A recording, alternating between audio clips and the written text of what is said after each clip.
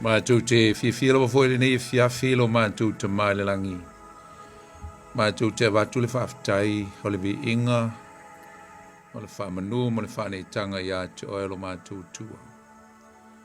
Mātou te whaftai ai me uma ua e whaia mo e mātou le nei aso. Lau tau singa ia e mātou mai lawa le tau si o mai le nei teime le whiawhi. Mātou whaftai atu le tua no lo walofa ma lo whamaoni. Te tae mai elo mātou ole nei teimi le file mu o lo nganga. Mātou tepa fo'i le matau tio au ngā luenga mamana le atua. Mātou te ofo ai mo mātou whapeane.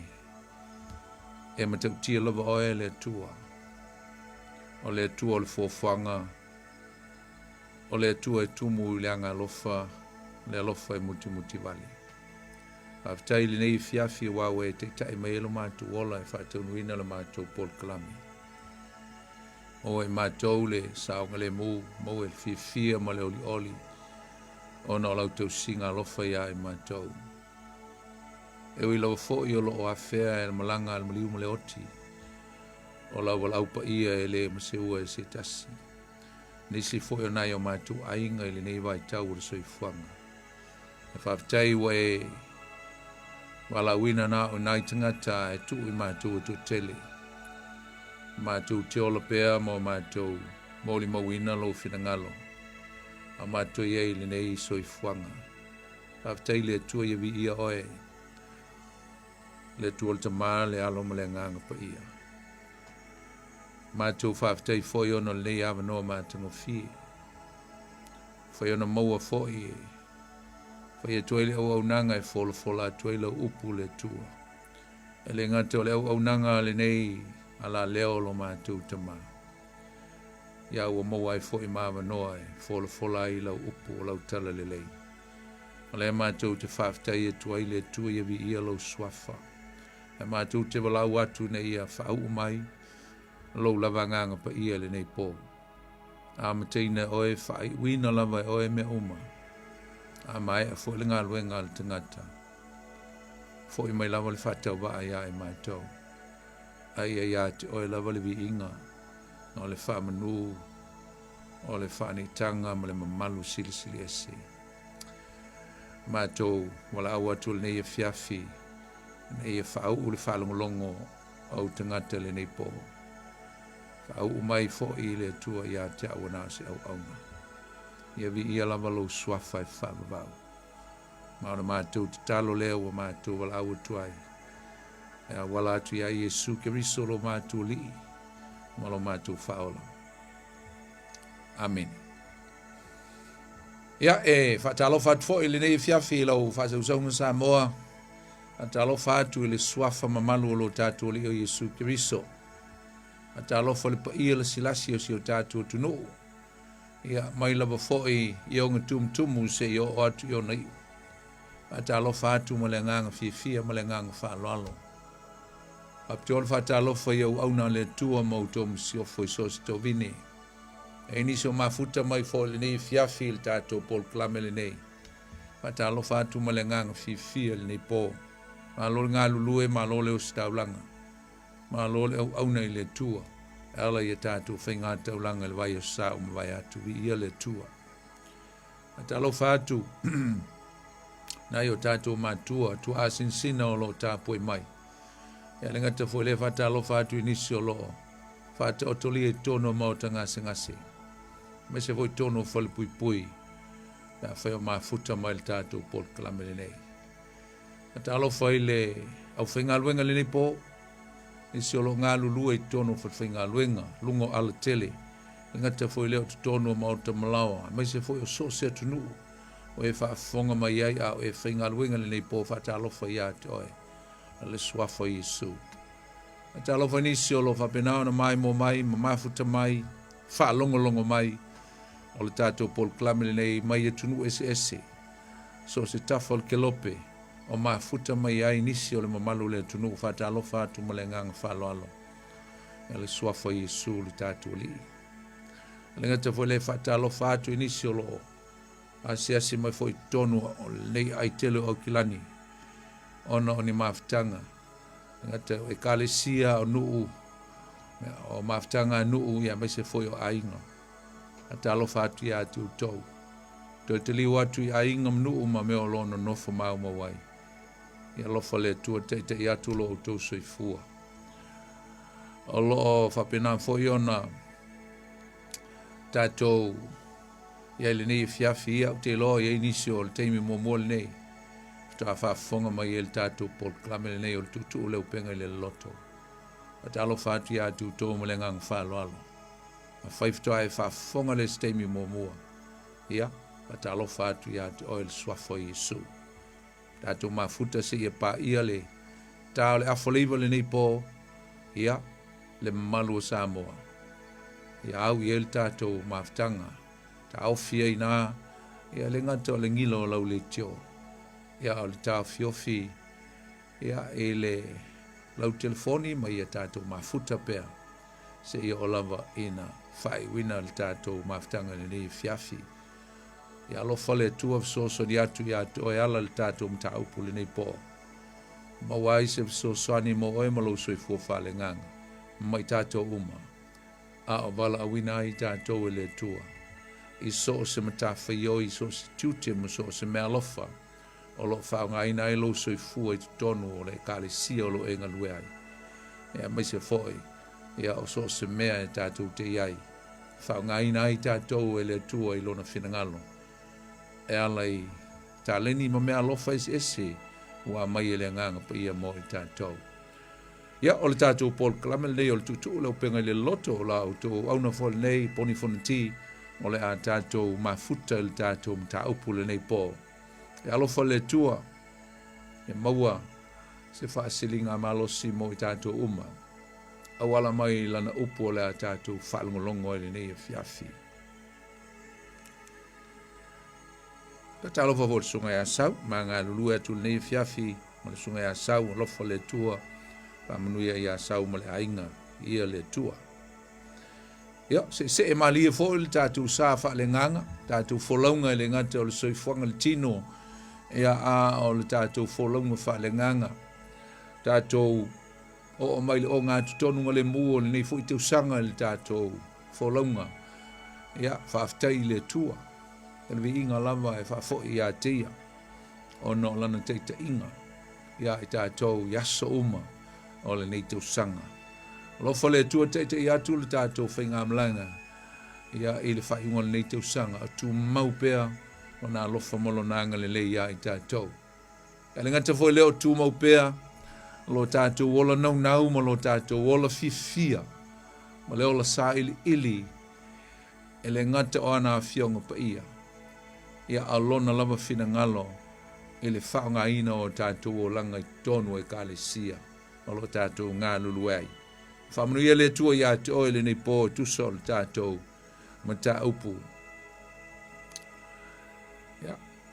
o le nei fiafi te tonu sa tatou ngata mai lava fo i le vaiaso le na te nei i le tatou ma ta upu i le teimi lava o le sauni atu o le au soo po le au apostolo mo lo latou val awina e whaataunu ina ai ia le folanga silisili na tu ina atu Yesu ia i latou ina ia o e whailo na finangalo inu uma o le lalangi ia ma o le nei foi la fiafi o le a tatou so atu lava i le vaenga lea e whaataua ai ia le polo inga silisili malona whaatinoina malona i tu ainga whaatinonga na whaatino ai ele au apostolo po so o Yesu e maise o le selau luas fulu nei lunga o le awhiawhia pito lunga le teimi na fio i whai le nganga pa ia e maise lava o le au apostolo awai ese so ese la au apostolo o so o la vea i so stangata lava na muli mantel tonu ia Yesu se tasi foi o upu la whaata waina le fiafi o le whaasoina po le discipleship a po le disciple foi ai o te fia whaita wina ia le tusi ngā luenga o lona mataupu mua lona whaiupu e walu e mai ei ia se taiala e le tātou mataupu ni fiafia whapea. Ai maua e outou le mana pe a fioifo le nganga pa ia I lunga ia te outou. E whaifoi outou ma moli mau ia te au I Yerusalema ma Iuteia o Malava. Ma Samaria e o atu I tulu inga o le lololangi. O te fia whaitaua fōi ia le mātau e lua se fulu ma le valu alona whaiupu se fulu ma le valu. O lo iai ia le polo inga silsili, the Great Commandment, or I mean the Great Commission. E whapelon whaitauina ma le whaiupu se fulu ma le valu. O na maliwa nei leo Yesu o whetale atu ia te ila tau, ua whape atu. O tuina mai a te au le pule umalava I le langi ma le langi. O le nei I outou o atu e whaino umalava maso. Ma papatiso atu ia te ila tau suafol tamā, ma le atalii, ma le nganga pa ia. I outou o atu ia te ila tau, ia tausi mea uma o au whai atua ia te outou. Whaauta foi, au te ia te outou yaso umalava, e o lava I le ngata anga o le lolangi. Amen. O upu ia o le polo inga silsili. A o le ngā luenga lona mata upu e bo mua lona whai upu e walu. O ro iai ia upu muli muli lava na saunoa atu ai Yesu I ona soo. O na si tia lo lea I le whai upu e iwa. O si tia o ia le langi ma toi fo ia tu ilona tamā. E tātou te fia whaataua ina le fiafi le nei le tāu o tele. E le ngata o leu stai o le au so o Yesu, le au apostolo foi, I le polo inga silsili. Ai o le tūlanga foi na lātou whaatino ina ai le polo inga ina ua lātou wō. So the Great Commission is to go and make disciples. I outou wō ma ia whai no uma maso. O le upu disciples. Go and make disciples. Elena o leo. Ai I outou wō ma whaa sooina le lalolangi. O le outou wō iai. O le upu la lea ese le tāua o leo. Go. A le make disciples. E le whaingofie. Awa o le whaatinonga lea. O le ngā luenga na tu ina atu Yesu I ona soo. O le make disciples. O le make disciples la. E la vea ai le mamolino o le whiau na watu Yesu. E ala I le wha o le tanga. Awa o le autū lea o le whiau na watu Yesu I ona soo. This is the goal of the Great Commission. Not only to go, but make disciples. A ole autū lava ole ngā luenga mori mau. Na o ele au so e whaatino o le whina ngalo o lo lātou te itai. O le wha o le tanga. That is the goal. That is the objective. O le mena e mana o mia te tau ona whaatino e lau apostolo a o. E le ngata lātou te whaatino ina le upu lea o le whaaso ina. Ai o lātou a watu le wha o le tanga mua lava. I tangata o le a lātou whaia I eile ngā luenga o le discipleship. A watu mua I eile wha o le tanga. O le mea la le nā lai o na whainga tā te le ngā luenga le au so o usum tō whawhine. O le mea nā lai o na whainga tā le lātou ngā luenga na o e fia momoli le larolangi. Ona leanga na watu ai ma le whiau o le wha o le tanga. Ona o le whiau o le wha o le tanga.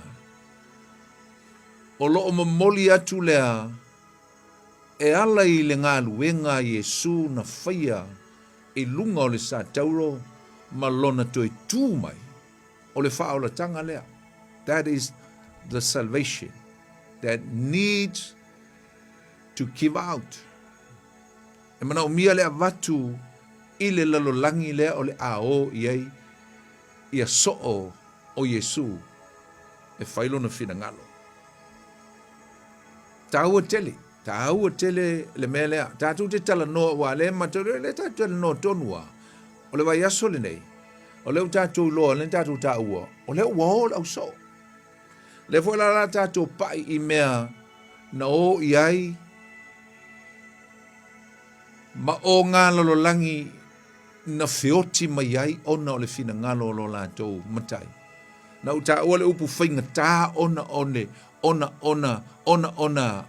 ona sa momoli e tuai ma le wha o le tanga. Nā lei ona mafua ona sa wahina so o Yesu a o e whaile finangalo o lo lātou te tai o Yesu Keriso. E le whaingofi na whainga tā na sa wahina. La tātou o iai mo tātou wa iai. Il mea no iai, the nature of their witnessing. It wasn't easy. It was tough.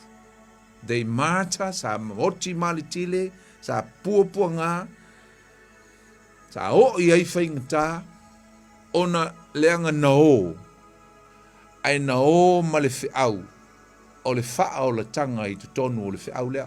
O le whiau lea o le malo o le tua, o le wha o le tanga e ala iai ke risu Yesu, ina ia maua e tangata uma. Ai sa iei fo le lātou ngā luenga e le i whaingo fie na o lātou whaia i tangata ina ua o mai to tonu o le wha o le tanga. O le ale lātou ngā luenga na whai, e le i whaingo fie, o lea. O le a oa oina e tusa o le poloa inga Yesu. A maua mai tangata i to tonu o le wha o le tanga, o le tau ngā luenga le whai. Papatiso ia i la tau le suafo le tamale alo ma le nganga pa ia. Ma ia o tau wa'o. O le upula lea o le disciple. E tāua tele. E tāua tele mo i tātou le au keusiano. A wafo o le upu e sau mai tu tonu o le polo inga lea Yesu na tu inatu i ono so. Lea lava e o mai le teimil nei o lea lava e iai lona tāua. E le imaea lona tāua. Lengo lele i to e fio mai lava Yesu. I au to o atu mawhainu uma maso. Go and make disciple. Le upula disciple. Ti whaamalma maina ina ia manino ma ia whaingo fio no tātou muli ili tāhua tele o le polo inga silsili lena avatu ili i so o Yesu. Lefo i o mea le taming a responsibility. It is our responsibility. Fo lele e liable tātou ili polo inga lea ili taimile nei leanga o lea tātou te ola ma o tātou iai pei tonu o le kālesia ma le wha o le tanga a Yesu Keriso. Tātou lai ona na mta whaioi le whiau lea, o tātou o so o isa na wha so ina i tātou, e nisi tangata, o le upu la o le disciple po le so. E sau mai le upu latina o le disciplina o le winga, o se tamaititi, a onga, a learner. Ia po se tangata fu o ui ai taimi o lea o awina. So, not only a learner, but it's more like a student. O le tamaititi a onga, o lae a o awina. O ia. Agala fa mai Yesu ila o li ia wa uma o nei a o awina. Wa uma na fa so o ina Yesu o na so. Na fa mai leo Yesu. O e faile mea le nana o fai ia te outou. So e tai pei o se fili foile. It's like a chain. Wa umana so o atu e Yesu le si vaenga o le fili.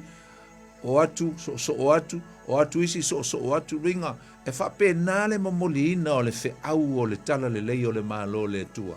E fa so o atu le tala le lei ia i latou o le a latou maua fa solo ina le fe au lea. e umana whaaso o isi, whaaso o isi, whaaso o isi.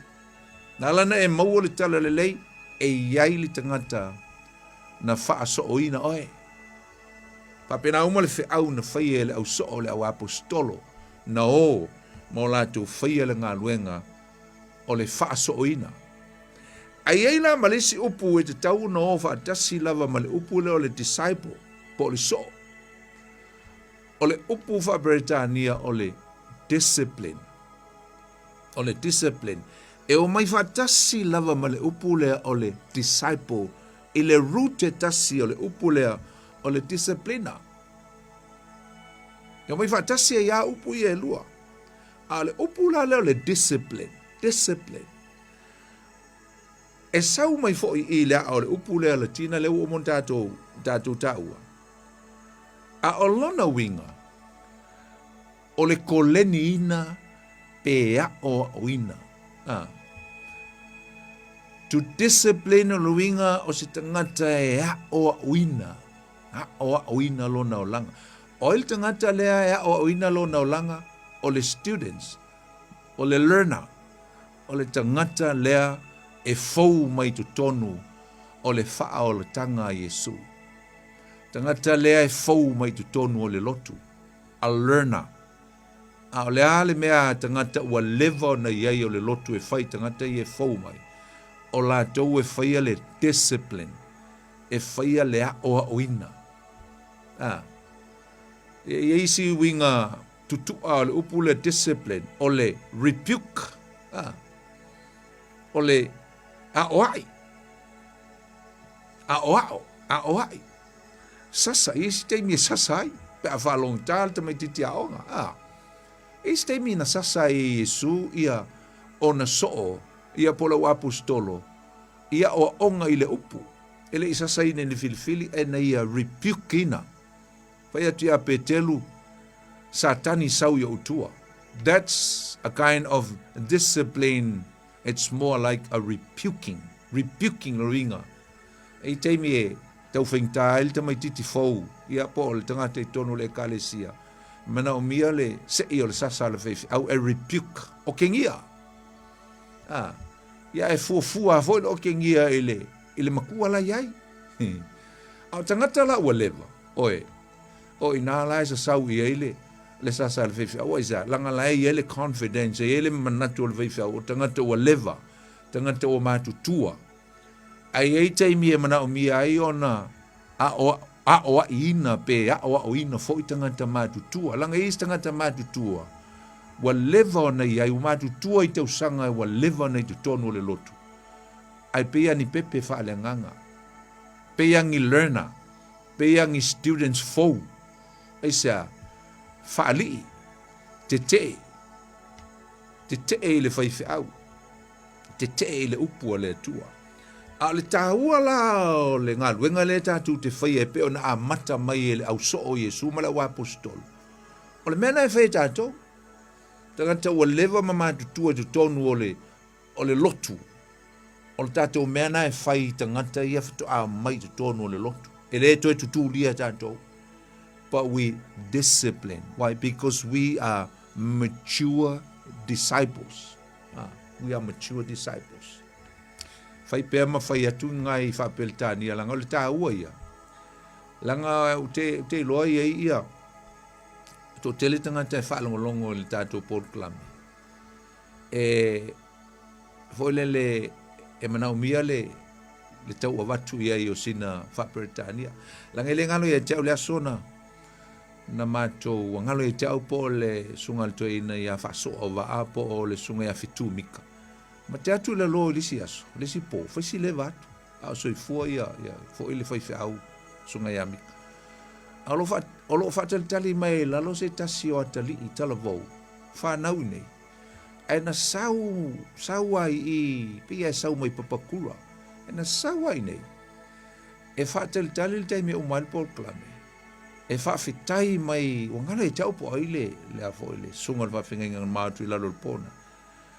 Ai whaftai mai ai le uso le atali i le polkalami.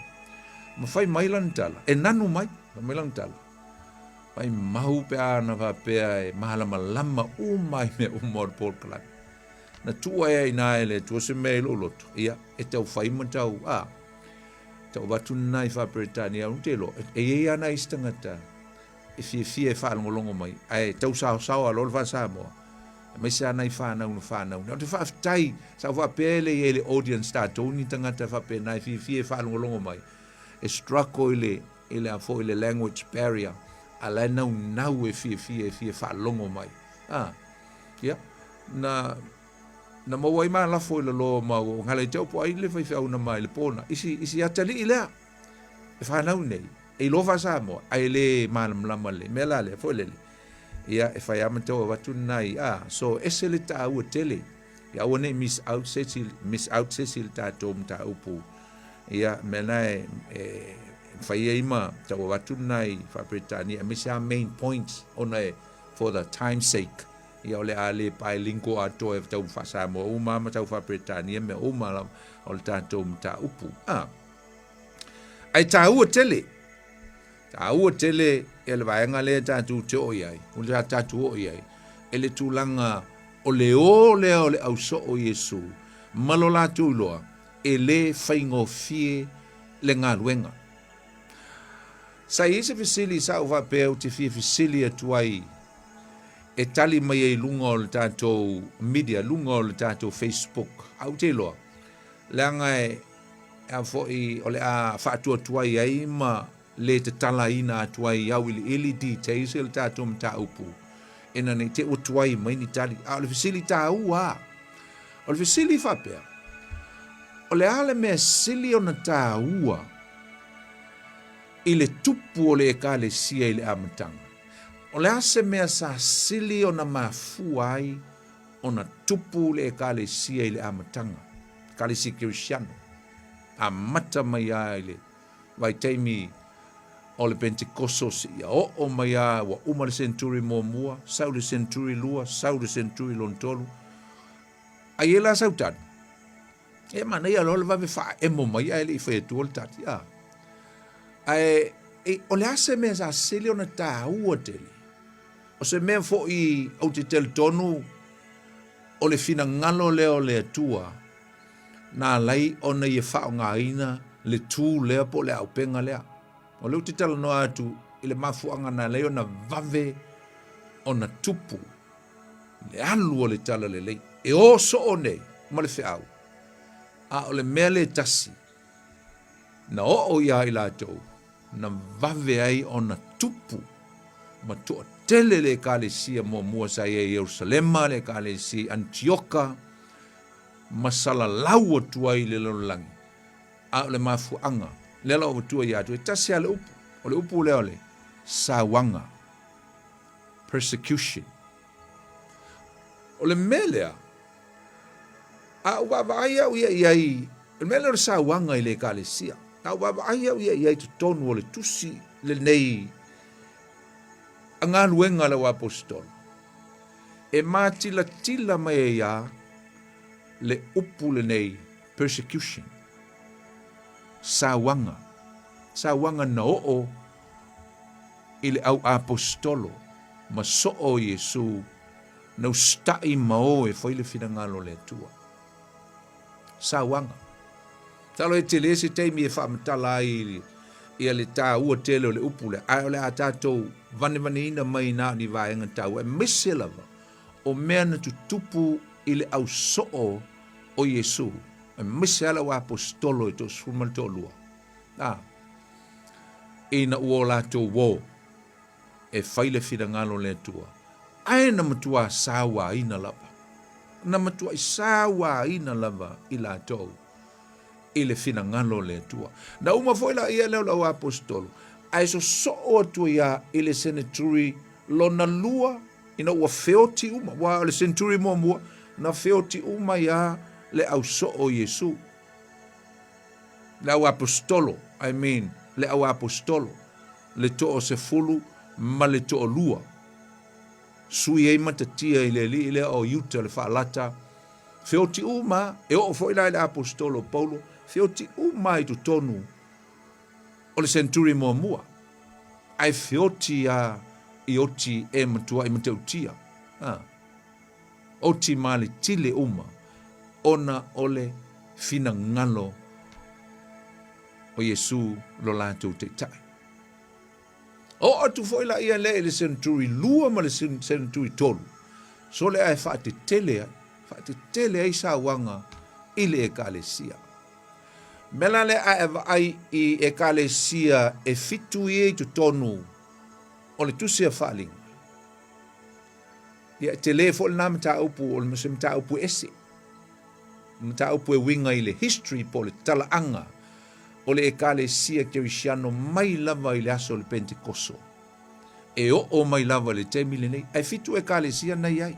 Fitu. Senaturi mua ia e represent ele ekalesia o Efeso lo ia le tusia whaalinga. Taimi o le mua ia lofa o tangata i le atua. E iloa le taimi o le mua ia lofa. Taimi o le fia tangata i le atua. Feoti e lava i le tala le lei. O maolatu loto ato toa aisa tautia. Le mana o le nganga pa ia. Na mafuai ona. That's the reason why they were inspired and go and deliver the message from Jesus Christ. They died. They persecuted. They martyred. Sa malitile, oti malitile. Why? Because of the Great Commission to go. So the first century, represented by the church called Ephesians, Ecclesia Efeso. Ai o turola i le senaturi lona lua ma le senaturi lona tolu. Mai le tasi o tasi ti a si o i le tolu tasi tolu ti a. Taimi matautia le na. It represent by the church called Semurana. Taimi o le puapuanga masawanga matautia mai a Roma. Na matua sulu fai le ekalesia. I lalo underground. They went underground and worshiped, hide from the Roman emperor. Why? Because they were looking for them to destroy all the churches and every worshippers of Jesus Christ. Tata umfai fasioti umatanganta. A inale sa wele upu le o Semurana, le winga le upu Semurana. E walana mana e watule ta le upu le. Me tonua lea no o ile ekalesia ili taimi lea. O le ekalesia sawaina. A persecuted church. The history o le taimi lona lua lea. O le winga o le upu Semurana. O sawanga. Ai sau mai le upu o le mur. O le muro. Tu le vo le mea lofa le si tupu lea na o e asi Yesu. Ele whanauina o Yesu, te pōna whanau o Yesu.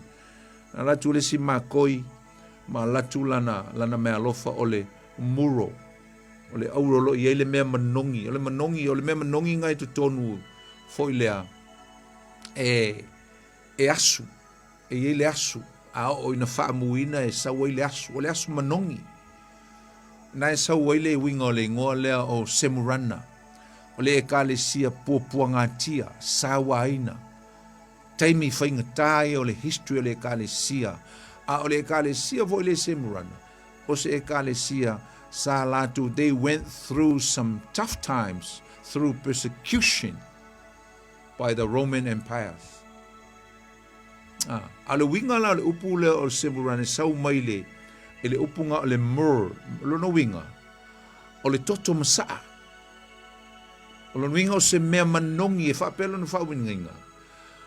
O se mea manongi ua whape na o na sa salatu. Le manongi o le, mea manongi le o le mulo. Ma whape na o na langona e tangata umai o i aile sa sala o le asu le o le manongi o le mea lea. Le manta utia o le manongi o le muro. A o lo whate tau lea. I le oti male tile o le tangata missionare e masaa lona toto i le ele. ai avea le toto le misionare po o le tangata ua oti ma le tile ono le finangalo le atua ua pei o se mea manongi ua pei o se mea manongi i tangata o le sosaiete i le mea lea na oti e le tangata mo Yesu oti ma le tile so o se mea e masaa ai se toto o se misionare po o se tangata ile ele ona o le finangalo le atua e pei o se mea manongi whapea tangata o ia woki ngalo lola ia lea e ngalo le va ai le tangata a le sila le atua o le oti o le misionare lea o le anga lue ai le nganga pa ia o le atua i le tala le lei ma mafua ai ona o mai tangata o le community po le society po le ai lea lātou te taliaina mo lātou receiving le wha o le tanga a Yesu Keriso. Loringa e le masaa fua se toto o stangata misionare po stangata e maliu e oti ono Yesu malantala lei. E masaa ai manongi le toto lea e whai o se mea. It's like a good smell aroma for the community. Ai sa leo masaa le toto o le tangata maltile. Tele Samoa no i Papua New Guinea. Whapea ai longa e ese tā ua o le nā wha missionare no mai ai le to tele o te wha longa i ai tala ma le history no mai ai tangata. Whiotia i nā le te o tele o tātou tua.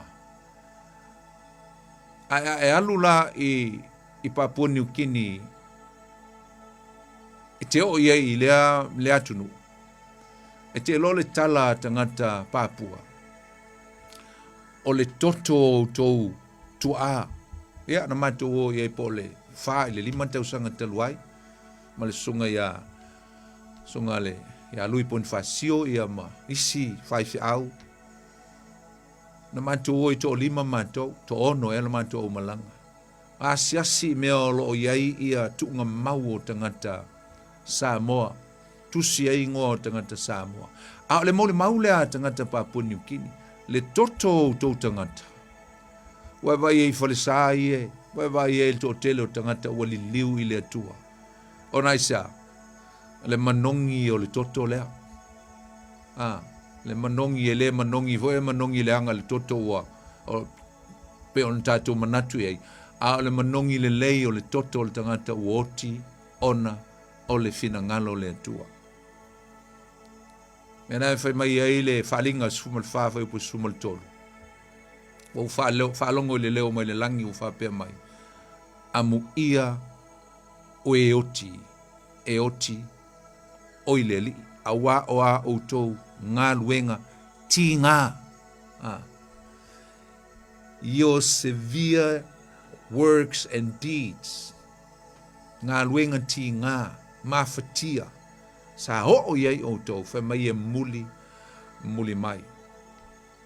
Your painful deeds, your severe, painful works and labor will follow you in that day. Ile asole. E muli mai. Ena faso solo to ile o isi e kalesia, o le history a me uma na e sau e kalesia ngai fitu, o le history. O le e kalesia Kirisiano e o mai lava il centuri ngi tatu e mai le centuri luosfulu o luosfulu tasi anga illuminai. E kalesia la tika ia nai mulmuri ia. Spirit now le te milenei. Tele o Kirisiano ua. Ola mafana. Ona o le matau tia o sawanga, ele ngata o sawanga. A le tele o whaaso songa ma tofonga ma mea sua ma lia o le lalolangi. Lea tātou te whapsangai. Ai le leila, la to e watu foi la lesi ofisili. Ma lea la o tali atu lesi ofisili tu e watu. A lesi foi la ofisili na tu e whai atu. La o mo foi o tango tu e watu le tali moe. O ai leo ti mali tile mua lava o le au Kirisiano. Who was the first martyr of Christianity? O ai na mua. Ia tonu e teu e whapea mai o Stefano. A lela o whai atu ia tu, ele o Stefano. Jesus Christ himself. O Yesu Keriso, o ia lea o le oti ma le tile mua muala. O ia lea na masaalo na toto mua mua. Tata mua lea na masaalo na toto for the sake of his kingdom. Ona o le tala le lei. Ona o le faa o le tanga. Yesu Keriso. O ia lea na mua mua. Oti. Whai alfa te ita inga il me tau ona iai. I tātou. Ia mauna so. Me tau o le lei o se fefe. Le se palai. So Jesus himself was the first martyr. That he set a good example for us. So that we can go with boldness and courageous and faithfulness in faith. And let's go and make disciples through persecution. Ui pupuanga mawhaingata.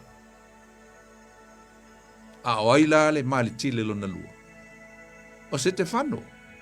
O Stefano o le tangata mua mua lava lea ese mai a Yesu. Na oti malitile. Ile tausanga ti a tolu tolu. So Stephen was the first martyr of Christianity faith through persecution because he preached, he proclaimed the gospel of Jesus Christ on the street, and he was stoned to death. Stefano. Ai ai fai tawina ngā luenga fitu fai ue lima whae o leono se fulu nei e le tala. Mai ona tui na atu lolo na nganga. Ai sa ua tinga ina ua fiangi fōi le ulu o Stefano. Tau ai ngā ala tu ai Saulo. Nea wai ngoi a Paulo ina ua wala au e Yesu. Ngai kao fio fuoi na Paulo. Moli mau e Paulo le oti o le tangata mua mua. Ona o le fina ngalo le atua. Amen. Stefano. Sorry, se toi whasa o tu le tau sanga na oti e Stefano. O Yesu. Na oti pe na maliu malitile ile ti a tolu. O Stefano. E wha pele wha ni wha maumaunga. O le tolu wha. Po le tolu lima. Ti a 34. AD 34 to 35. The year that Stephen was martyr. Na. Ona so mai lea, la tatou fa solo I so o Yesu. Ai lo na o apostolo. Na tatou fa solo la o apostolo Yesu. Ele ngata o mea na feoti ai. O tu nuu ma lau ele na feoti ai. O tau sanga. Ala tatou fa solo le fa solonga o tau sanga.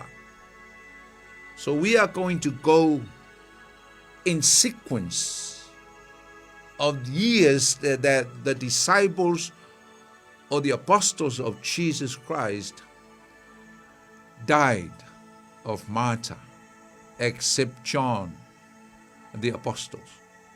Feoti o ma le tile I tau sanga ia la tatou fa solo ai le fa solong sa. Feoti o ma le tile se vanga na Ioane le apostolo. Ole so la ole apostolo la tatou tarvava ayanga ai le lona tolu le o so o Yesu po le apostolo Yesu noti. Pau fo le ole so o Yesu. O saut tonu o tuspa ia lo noti. O tangata ingo ia Jacopo, James, the brother of John. Fa naulea a sepiteio. Tangata lona tolu leo le apostolo. Amen. Ole li ile na so ia Stefano. Ia po o ia foi lea. Ole apostolo mua lea noti. Noti o ia le tausanga ti a fa po le fa lima. Lo ingo le apostolo mua lea noti. oti malitile, o Iakopo, James, the brother of John. Se tasi leo so o Yesu sa ngalue tu tonu Yerusalema, ina wafio Yesu le langi. Sa ngalue o ia o se tangata sa ia amataina o na ia sa isa na fofuanga o sa ngalue tu tonu Yerusalema ile ekalesia a o iaisa na fofuanga e fialu i Roma e tala iai. Ai peita iani. Te mi tonua lea ele ialu lona fialu i Roma. Ele iani. Ai wavevela sa wanga a Roma i tu tonu o Yerusalema. Ili tausanga lea ti a fa. Ma fa tonu ina i e fita. Ia Iakopo ina ia fa fiti. I lona fa tuanga Kerishano. Ai sa le ima lue le fa tuo Iakopo. Ele ima lue. So James' faith was stabilized, never wavered, because he was told to stop witnessing Jesus and give up on his faith in Jesus Christ. O le whatununga lea, ia Iakopo, mai a Herota, le tupu o Roma i tu tonu o Yerusalema ia vai teimi. Na leo stai lo la Iakopo, o ia whaia pea le molimau, matalai, le suafo Yesu. Na vavae ese inai pe na tipi lo na ulu, e le fita Roma, e ala i le whaatonunga, a le tupu leo Herota. Na e maua le tuse ngā luenga lo na tau pusifurma le lua vai upo e lua, paua leo le so o Yesu, o lo ta ua mai le tuse pa ia, lo na oti. O le iu whapea, ua na fasioti fo ia Iakopo le uso Ioane i le pelu. O lo whaatau le fita lea. Na ia vavaina e ala i le whaatonunga a Herota. O Herota la le whaatatau mai vai. Ua na ia, ua na fasiotia foi. La whaatatau ia Herota. A ele o Herota na tipia le ulu o James po Iakopo. O le fita na whaatonuina Herota. Ina ia whaaumatia lo na ola ono leo stai. Amen. Na sa wena o le uso Ioane fa mai ua na fasioti fo ia Iakopo le uso Ioane i le pelu. Ele ituiala a o fa maunga na tipi lo na ulu. Te vai ele ma te utia. Te utia o meana. Na tutupu i so o Yesu ono lo lato fatuatua ma lo lato stai. Talo len tātou whautalaina le tātou mtaupu. Ustai le polo inga silsili. I was trying to make a topic for our subject tonight. And we came up with this subject. It goes like this. Obedience in the commission of Jesus Christ. Ustai ile polo inga. Obedience in the great commission of Jesus Christ. Ustai faithful. Fa maoni ma ustai e o e faile ngā luenga. Le fina ngalo o Yesu Keriso. Olea, o e tālai. E tau atu. O e whaso. Mena le tupu tonu al teimil nei. Teimil nei o le tausanga. O nei au apostolo e tusa ma meo tuina e le nganga i tonu o latu loto. E o iai, o lanu inga la, o Iakopo. Na o tia o ie i tu tonu o Yerusalema. E le i alu, e le mea na nau e alu iai e tālai Roma. Tātou so o mai lea i lesi so o Yesu e ngoi a Filipo. No ringa la o ia lea na lona lua o so o Yesu na oti. O ti fo i oti malitile le tausanga ti a lima wha. Ti a lima wha, le tātou te wha solo i tausanga na fioti ai la wa apostolo. Amen.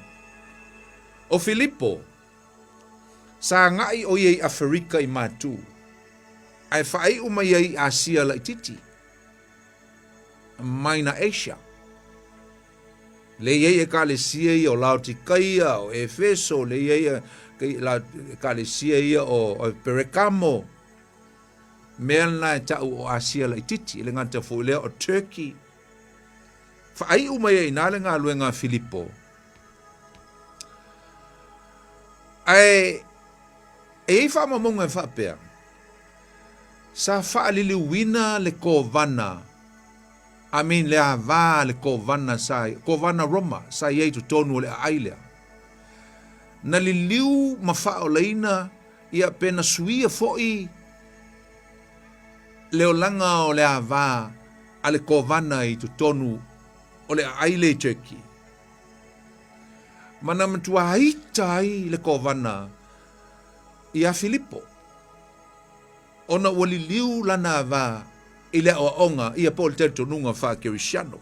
Sa matua ilili vau le kovana ile hita ia Filipo.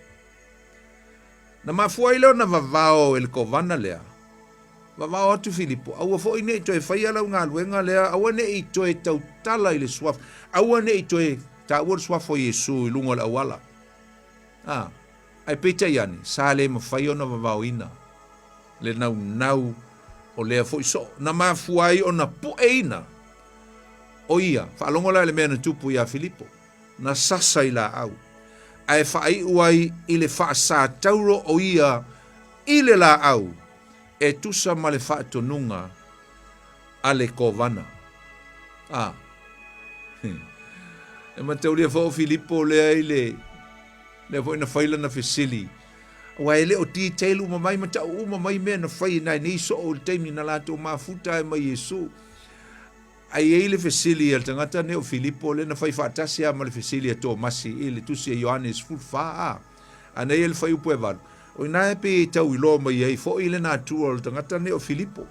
Tangata ne o Filipo e ngafa ma li tu o me tau servanthood side of their fellowship. Ngafa me tau me ai.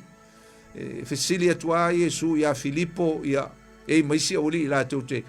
Hole yengi me ai e fanga ai kanga e falongolongo ia tangata le o Filipo. E ngafa male tu le na. Ai ele asona o so le fesili vo e Filipo e pe o Thomas. Ele mata upu la na mata upu sufa. Le fesili e Filipo. Le ye, se fai lo mai tama ia e matou. Ona ngata i lo leo matou manao. Ai pe e tau oso atu se o tengi a Yesu, ia po se rebuke lai titi o mai. Filipo e! Se ua loa lava ona tatu iai whatasi ma outou. Ai te lei loa e lava. So, this guy Philip asked a challenging question to Jesus. Jesus, how come you never revealed the Father to us? And Jesus said, oh, Philip, we've been together for such a long time, 3 years now.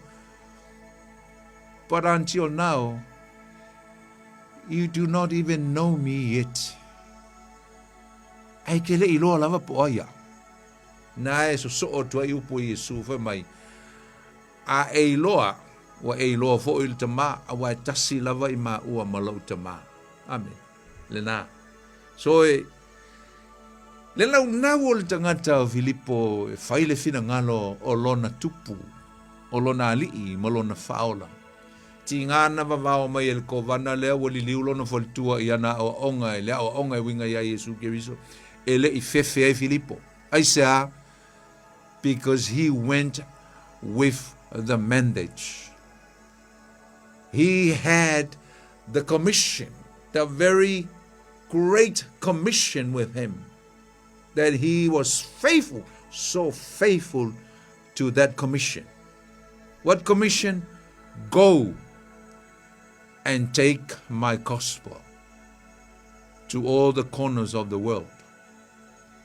Teach them, disciple them, and discipline them. Let them know what I taught you. Reveal to them what I did reveal to you. That's the chain of discipleship. Ole fili so aku lenga le me ta ole fa so ina. O mga fa maule si vai ngol fili fa mauluinga wa mawes kanga ko mawes ya kanga is kanga mawes kanga is multiplication of the kingdom of God. It's all about the multiplication of the kingdom of God. O mea umalava e winga i le wha toa teleina o tangata e maua mai tu tonu o le malo le tua e ala i le tala le lei lea tātou te o ma tātou. Amen. O aila le so o lona tolu o Yesu na pito i ailo na oti, e fua le tausanga na oti ai, e le ti a ono wha i le teimi o le ula lea o Embra Nero o ai. Ia masalo na i loa i le si le tali, wa le teimi o Nero, o le teimi lea na oti ma le tile ai Peteru. Simon Peter, alo whae a Peteru. O le ono wha. Amen.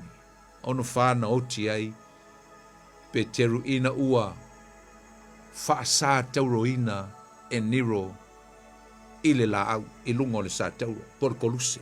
Na. E tus tu singa se tasi o tamao le kale sia ingo ia Eusepiu. E whapea. O le tangata le nei o Peteru. Nei loa le o le a wha sa tauro.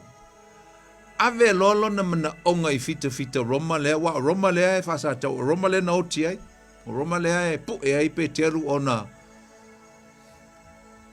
sa iei fo le polo inga ina ia awani to e whaia se ngā luenga e winga i le tala le lei pe to e tala ia Yesu ai le i tau fiu fia e Peteru se mea. So Peter did not even listen to the instruction of stopping, cease the proclamation of the name of Jesus Christ. Walav awangi koe whaia, ele usta i e Peter. Warn, ai whai lava. Koe warn, ai to e whai lava. Wha toru loa, pu e loa Peteru, a watu loa. Au sa uni la fita, e wha sa teuro Peteru. Ai whai ele mana onga le tangata leo Peteru. Wha mamonga ia le tangata leo Yesepiu. E wha pea, na talo sanga atu Peteru, i fita Roma. Wha mole. Aua ne i o tau wha sa te roina wha sa sao au. Don't crucify me as normal. Straight up. Wha au lunga lo uru. But do it upside down or X, the X shape. Wha e kisi. Wha mai wha sipa ia pe wha au fo i lunga. Why? This is what he said. Because I am not worthy to be crucified the same way as my Lord Jesus Christ. O te le mana o e whaasa tauloa au e pei o na whaasa tauroina ia Yesu. Ele tatau ia tau. Ele ai se winga e mafuai. I am not worthy. Awana i whaia le na mea langa. Ele tala whea ngai ia tau wana o se soo. Wana o se tangata au auna. O na whaasata ruina au. E pei o na whaasata ru Yesu i lunga o lona. Sa tauro. O le mea lea, wha pea ulunga. Crucify me upside down. I am willing to do that for the sake of my Lord. Ia o le mea laval na no o ia Peteru. Na wha sa tauro whaau I longa ia vai o Peteru. Amen. E nisi wha maunga wha pēr na uma o na tipi leo leuru o Peteru. Au te leo wha maunia le nā. O le mea mkau kia le mea ngwhai ia Peteru a o lona mana onga. O lona oti ina ia tau o tuai. Lona wha alo alo. He's respectful of his Lord. Sacrifice me upside down because I am not worthy. E matau lia fo o Yesu sa ia valo ia ina le oti matanga o Peteru. Neng tatu ta ua le lua e Petolu vas te luai. Na le tu se Ioane mta o pe lusu maltasi. Tango e fai taulu fai upo esfulu ma le valu ma le esfulu ma le iva. Na fai atu e Yesu ia Peteru. Talo se o fai tauina lango le manea ia upua. Ioane lusu maltasi. Mai sa uni o le melela o ia te oe. E o mai tangata ave oi le mea te le loto iai. Lusu maltasi. Sumal valu. E o le lusu fulu. E moni o te whai atu ia te oe le whai a Peteru. Ua e fusi oe ina ua e tau le lea. Whamai Yesu, ngai ke sa o loko le kaimi ngai. Ngai pula o le mea te whai a. Whamai ma e whea lua I le mea na e loto iai. Pe ae lai titi le nā. Ae pe a e toe ina. E te wha loa loa o lima. Means, o le winga o le upunga wha loa loa o lima whamai Yesu. O le a wha loa loa o lima. Le winga o le a wha sa taulo oe. Na a wha loa loa o lima. E fusia foi I a te oe. E se tangata. E se tangata. E se tasi. Another person will bind you. And you will stretch your hands. And that stands for crucifixion, for crucifying on the cross. E ave foi at oe I le mea e te le loto iai. So Jesus prophesied the ending of the life of one of his dearest disciples, Peter, Simon Peter. Te rao whai taua me nei ma o mama, pea ni mea nga au iai, pea ni mea na tutupua na nafi, pea au whai taua ma o mama whaulo loto, I mea ia na tupu iso o Yesu. E mamoli ma Yesu whi au lata, e ma mao le teimi na tupu I nei mea. Ai wha lata ina I aita atou, e se so tanga wāwala lata pe a whai e te loa. Man, le tā ua tele. O le meo le wha so o ina. O le wha so o ina lea le na whai e Yesu I ona so. Lea lava e o mea le te mil nei. Lea lava e tātou te lata I a Peteru. Tātou te lata I a Yesu. Lata I so o Yesu o isa. Na latu Ioane vili amu I Samoa. E watu le wha so o ina leo le filifili lea. A watu I o tātou tua, leo o mai lava I temi nei o lea lava e tātou te pepese lava le wha kerisia noina. A o isi, pasi atu e tama whanau o Samoa o whai ma au na ma whai au pasi atu le ngā luenga e o ma o ai. A watu I tangata lolotu wa mātu tuai supposed to be matured or the Christians in the church that are there for so long. And their responsibility is to spread out and keep moving forward and take the gospel. Keep connecting that chain of discipleship. Le fili lea o le whaasoina. Whaasoa tu pea isia o ngā tupulanga mai se tangata ola I le pōngi sā o le lalangi. Mawhau whau ia Peteru a o sau au whaitau aka. E o tia e mo lo loto e mo momo e lo loto. E tu sole e tu so le mana onga o le tangata neo Petero. Le tangata na whaafiti whaatolu ia Yesu. Le tangata e kawaso vale isi taimi. Le tangata e whamai awal furu nga o wae furu uma o lima mo wae ma furu uma lo kingo. It's greedy sometimes, poor Peter. Man. And ave Yesu le key. But Jesus present the key of his kingdom on earth. Ave le key ia Peteru e a matai le ngā ruenga whatalai. E a matai le kalesia e lunga o le whunga ele nei lelo langi ngi tātou te. E matau tia le tangatangi o Peter. Tau tia Peteru.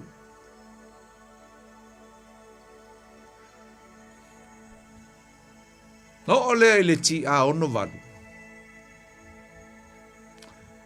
Ai maliu le tātou tax collector. O Mateo le si ono ngai ngoa o Levi. Matthew. Levi. That's his other name. Ono valu na oti ai. Ai oti tonu voia.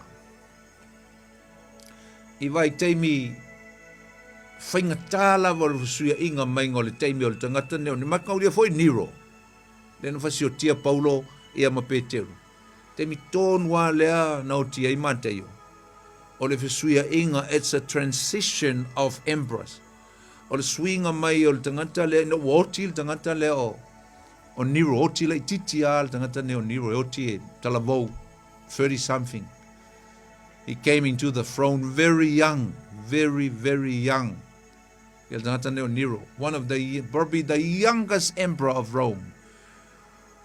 But the cruelest, sili leona leanga, na paperica na mionga maleanga, ya na men fai, sa wa, pito sili ona leanga tangata Nero. Alvisuia inga la na woti Nero. Ai tau whaua ilo eisi auli e to wha. E to tonu o le tau sanga. Ia le no foa, o le emperor. O le sia li inga le lua masinga. Nga tangata ingo ia Otto o Galba. Ia o le tangata ingo ia Vitellio. Ia ai muli anelo. Wa stabilize lo ingo wa tula i mal tangata ingo ia Vespania. O Vespania la, o ia la leo ua.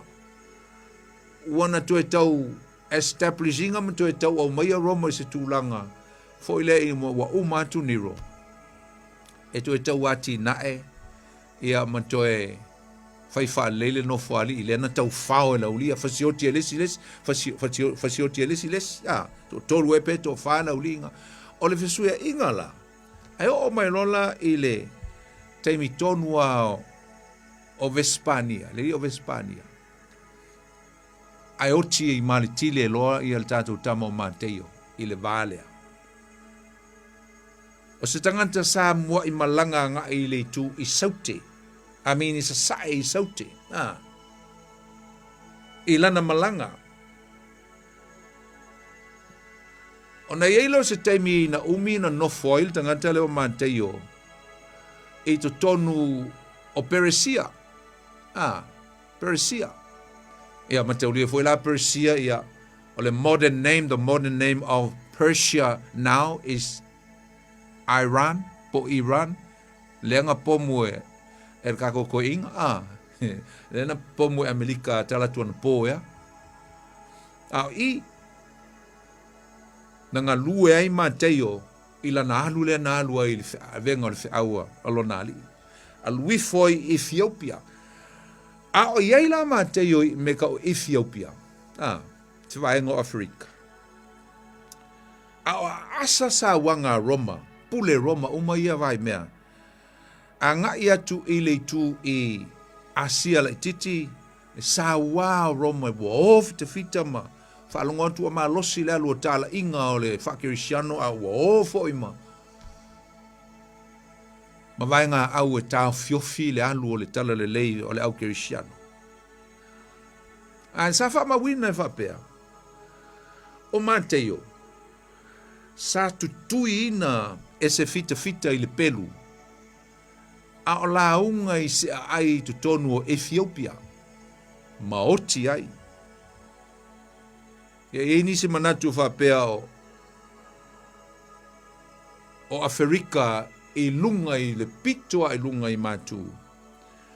Na oti ai Mateo. Ia ai e pea langolangoina lava ma to telele langolangoina e le au skola o Ethiopia o ina na tutui e le fita ia Mateo ona o lona fia e talai malaunga ma moli mau le fe au a lona li na tu inatu ia teia o ne ngalo o le tatu te tala noi le matau tia ina wa uma le Pentekoso. A fio Yesu le langi uma le Pentekoso. A le ala le mea o so ai. A le tatu te tala noa. O le wa usta iso o Yesu. Wa o. Ia oto wo. Go into the world and make disciples. I auto wo e fai no uma. O vaila leo, a Felika, o Aikopito, o Inkia, o Lucia, le kako kele i o aku isi mea ngō i e hisi. Ai matautia. Ai uilea. Ale ati tala atu le tatu leina. Ia, na ia e wala au mai ai. Talo foi a le uma nei wa le ua. Pititia. Ia fa uma leile le vai aso lea. O le tato wawa i atu. I le mateu tia. Ia o mea na tutupu i so o Yesu. E lena o so o foi lai tufulu lua Yesu. Tato te tala noa foi i tangata e pei o Paulo. O Panapa. O uso e to o lua o Yesu. O Yuta ma Simeona. Fioti ma le tile. E tātou te maia ngai e le tūlanga foi lea. E li whapea na o so o na o la apostolo e sfuma le lua o Yesu. Na o e whaile whina ngalo le tua.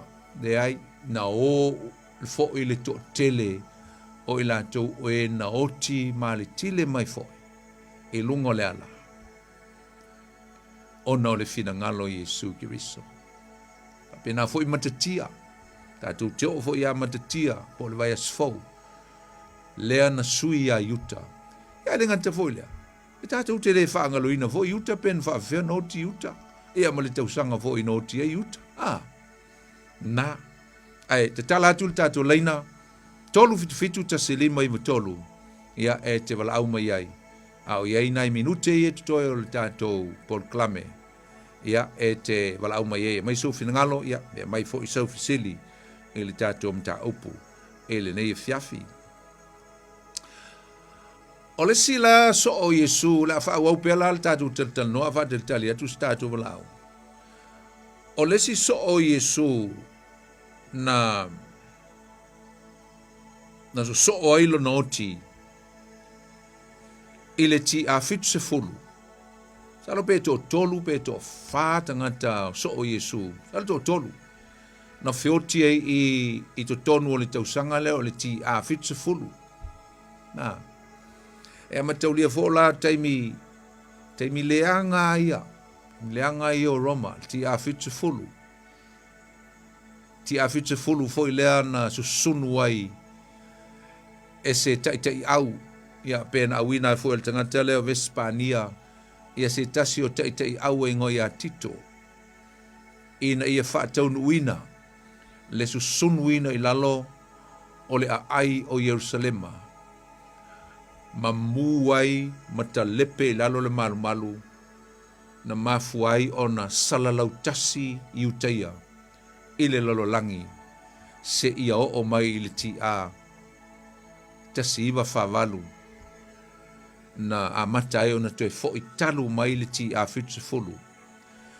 Lea na wha salalau ina ai le nuu o i utaia. ona o lo lātou le ustai mo lo lātou te te o le o mai o lo lātou Mesia o Yesu Kiriso. Amen. Ia, lena. A o lea la tātou tala noa i le siso o Yesu na o ti ai tu tonu o le tausanga lea ti a fitse fulu. O le tangata ingo ia ane te lea o Andrew. Sa a mata fo ilana tala inga i le tu i mātu. Do inga, ia, umolonta pena le malanga ante lea, a nga ilo i le tu i mātu, o fea la mātu. Mātu mai Israelu. O le anga ile i Rusia ma le nai tu langi a toa. Pa talofa atu i le tatu lau lau sau, talofa. Ma lo lava soi fo maua lau sunga whawhengia. Talofa o ile sau noa? O tui. Talofa tui? Ia, sau noa mai au mola noa. E koru ngai, vai ngai e ka ke fia kalangoa kuai. Ia. Whaopopo fo i sau nganga lau sunga ni vai nga se lua. Whakasela ma le vai ngulu mulu ki pia whawhisiri ai. Ia. O le mea mua o le mea o le comparison leanga e sau ngoi ai. E whakakau le oki o Peteru, lea sa mana oi Peteru. Awange i whakusa le maliu o le li whaola. Ia. Ia, ma se oki ai ngaia. Ia. Ave elo na manao. O le manao e whaulunga o ngā vai se kurou le whaafonga anga le atunu. Ia ai udaro le uru awange i kukusa ma le maliu o katoa li whaola. E se fo ile le mawalunga le whaea e a Peteru la kou le. Tautia. Ioi. Pe o le anganga nae. Ia. E kau ke ngofu ka kou ia mkampea ka kou anga i katoa li whaola. E se fo ile pe a wha pe mawalunga so ka kou whaea ea a. Ia. Ia wa oisi kaimi pe iwa wale whaea ea ai pe waka kou mga o e kuu ka ngaka i runga. Mariela. Ia ai pe o le vanga mua ngā rika ke whika lunga isa isa. E maa nei a pe a kukusa o tātou langona. Ia male langona fo i o le aso. Ia. Muri aku la lesi tangata langa lenga maa ue lau saunoanga. E lenga o so o Yesu kau ke fia pe wakue fo ise whafisiri ma se kalango ma se sosoanga. Ia so se si dawa. Ia. Tonu al tuspa ia. Yes. O le mea mua a longa lua lau sunga whawhenga inga. O le maa ngai e o le mea leanga e saungo i te musola. O le saunoanga Yesu. Au wako ke kuua Yerusalema e whakaringesi a pio mai le ngang pa ia.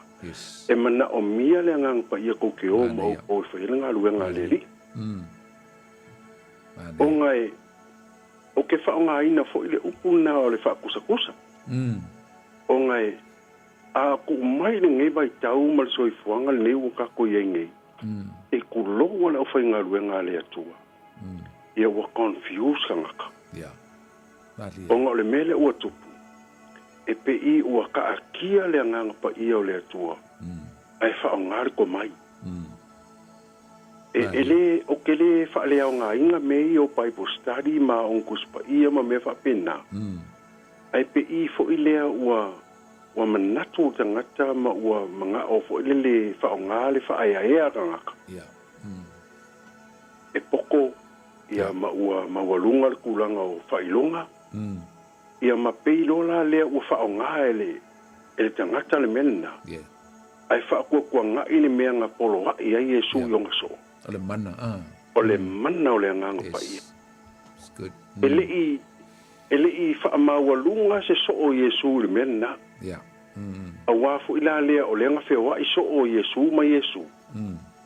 E ui lava langa sila fia so o Yesu o le nga whewai ma Yesu. Ai nga poloa ia Yesu o nga e iai ale mea nga mga o Yesu. Ia malama lama so. E iai ale mea kakaungkau ko lua mala koe whaonga ai.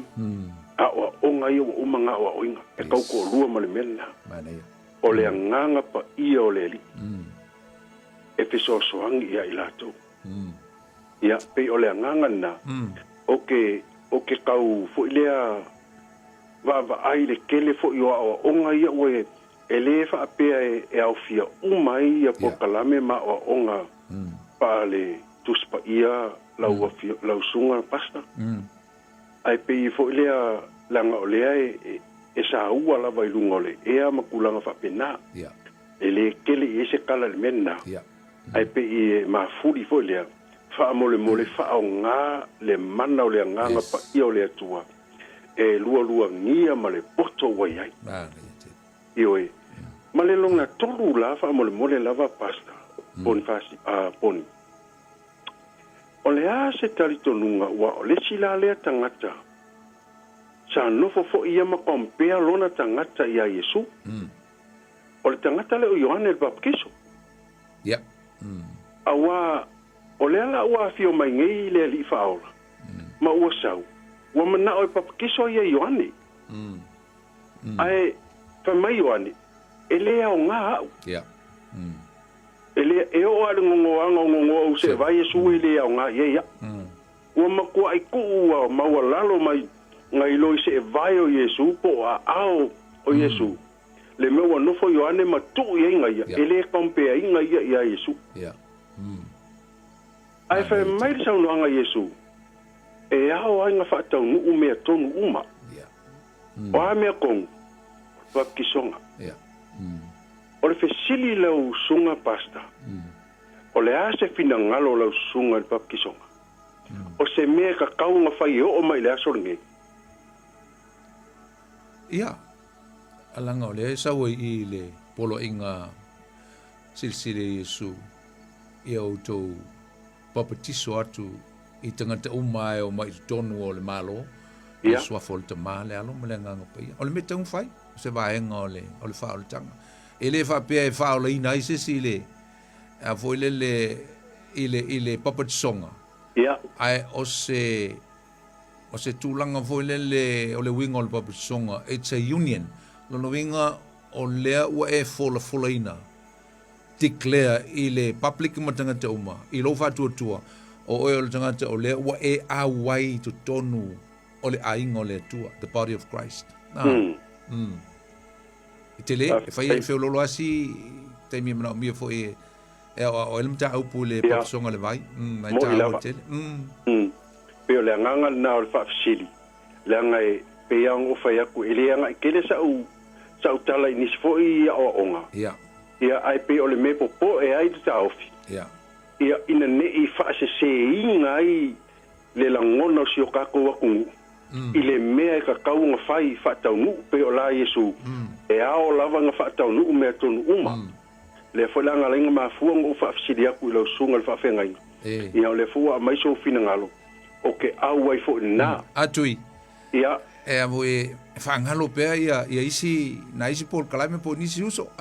Fo lele ta sau pelo fina ngalo le tatu mta o fa tu sa fo nisi kalame na nisi uso fa se tu atu le no ina isi va nga ye fa tali lungo le tatu le mama na ye tele lo fina ngalo tui ai fa mo la ye se kai o la sa ngo mai fo ima mai fa koska ko por kalame tu langa le ile pap songa ia mana ia le ai mo via la vale fiafi ia fa penga fo ila sunga fa penga ia fa se fo ia fa talo fa tu listas fo la talofa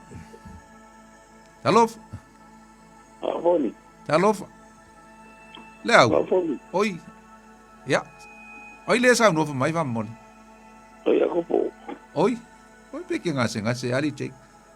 Yo le mo va fulu. Ja, fai tete. Ja sa no mai. Dale la, uma time. E amaro so foro. So la fenga ia video quale. Nango lo kule. Taila. Ma e no fa so ne fiati ia e nga ga so belu sungai ia pe ile e maso e le se me fa ngo fi e kire vi fo ia yo me Yesu e dua wala le ala ke le mara ba piapi ai ole ma yo lo so mai ile ka ko fe ile kusire o aposkolo ia fa mare kusire ngaluenga pe yo ngale e ka ko maire Ola inga sin ia ngaluenga le aposkolo ia la ko ia ka fai ka fo ia le e ko se ngalu ia ke le o menga o te o ia da ko skolu na ia e pe o le ka wara nga ia o le o e sam kala mai o ko ai kasi mai i dinge ia ia me sini nga me sini ia o fai ka lo kus pa ia ciao la va pe ga ke e ka de ka wa e fai ka lo kus pa ia e de mo lo va sai poni tai la lang lang mai ai fa le la ai marulu nga auto ia e marulu wa le lo fa le ko ia de fa na na after la va mai fo le fiaf alo foi e o so male ai como algo falo after te la va ia e ku ia pena foi lo fa foi si to ainga ia to fela le vai aso check ia família le tua ia faz fo a le fo ia le wa to mo tu le sta tu la ule na ai ai to tom foi mai nai to tasi ase la au ia pa after minute to lu ai antele ale ta to te tel noi antele a ia o le uso le o peteru na foi la uli ia na mo lunga mata fanga ia ma tia e lo la va amala penga ai muli lo ia Yesu o le ti a fitse fulu o le leva pe fa mo o tanga tangi antele ia lona na e aluanga i matu o Yerusalema alu pito lunga e mate o le pito lunga o le ia Lucia ia malitele usi e tunu ngai le talate ia Lucia solo e ia ngai el tamusanga ia tau o ta bala ule ia ta bala mulmuli ta lo fala ki lalo la o ia de vo ki lalo halo oli ya que si me lo cargo ya sa no me lo la galela o maltaimi ya ya para bela bela ya kula por kai ya foi mai que le ta wanga mai ni ikara ya Yesu na yo ka ko mai lo ko ese ko mawalo ikayel para sa mong ipakikap ko ya o de hora ra pisa mai o ya kuna na o ai ila ko fo para la ese forgiveness must repent ya claro pagale po am fa Yesu lalang ole repent male forgiveness al mayelo o mai ole historia ale tua ale lugar pa ia va foi akama fa ku ni so go si o ka ko wa ku mo i ska ko damo o ko ka kele fa ilo ko el parmeni maka ki le fi ka vile fa ala ko mo file mu la kingdom of God in heaven ol malo le langi kon o le ami ko file mu oli nga pa ito ina Holy Ghost ya ka ko fa sa bo me o ku ya o ku nga fa la langi palong le o le ka o ye malo o ye sili alu le a ko nga ai le me se manga ku mo ya Yesu le ku ko file ku kasi ale aku nga mali ule sa kaulo de ka ko wai le si aku ya ku mara ko bai fu ila ku de ra pa pila ke le farti mo mare poco farti mo ai pa me vol kuspai le sa ule fai pula o le ko man ku le ku ale ke le man ku le kustira sa wai o le tua e ku sa ile le aso kasi ka janga ya te ko ma ko ku la le ku le sa fa le nga pa ia ele vai no lo e o lo nga lo fa le a me o mo le lo fa le tu nga mai pa pe Yesu ya ka mo mo le le fa lo ya e se le lo fa le tu fa mai ma lo nga lo ko la ke ta voi ka ku pa ia me pa yu nga ya le la ka fa ya ku iska ka mo ka le lo pe pa pe o le nga lo ka ya ka ya pe po le ya wa ki le ko ke le a fruit pa ta bo wa kile ke la ula a ko so se ku ko so se de saka ya e ka ki kara e ka ki le ma ka le te te panga o se a ka ma ko pa le ma ka ki o le alo le tua e te ele me foi o fa pe ga o ke le pa pi a mi ko pe pa pi pouco a ke ka li o la Yesu ki ga yo sa paulo ele ye ki o ngai o so la foi fa mai sa wa a mu ye le va ai ka ko mai pe me ro ni ka po Ale no pe wa ima Filipo ana Tanielu ang so uma ai Kelsey nga wa pa ko pasia pa so Yesu Oli ya fa uma mai lolo finangalo mana ya ai langa le uma ta temi o ia foi leva yasu ma ya tina ko ko sana kai lava ia ese me ya era un mac me que guai ai se ko ya pseti ya leva yaso ya de lo con tua ya ai lo fetele atia tina ya ai so foi e mole temi fa so foi ya ai se foi pa ya la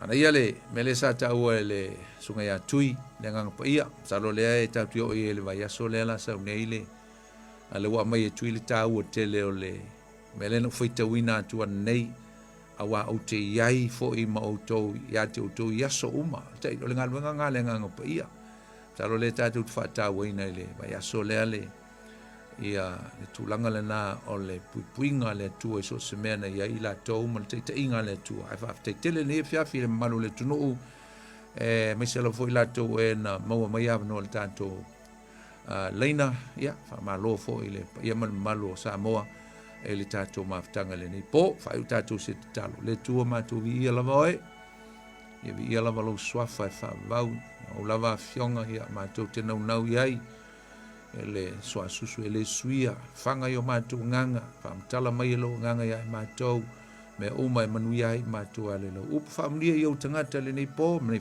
se fo nei va yaso fanga ye mtiu te mga luenga se fo ia o fai unga onga na e matu fanau ya family nei o nanga le radio Samoa lo fanga luenga mal pulenga ya family fo nei po lo fanga luenga le fo i lunga o tele e pui matou mo se po muia e pe o Yesu na le matou talo wala tu lo matou li o Yesu Keriso amen ya ole tatu proclame fo na leva yaso usum tu va fine el famo mo la tatu to e tapa fo il va fo tatu proclame tu le Upega ile Loloto ile aso fu al va fo pe a tatu o lia tu e le ola malosi ya mo nei temi o la auto au na nei poni fonati fa soi fuia mo nei temi.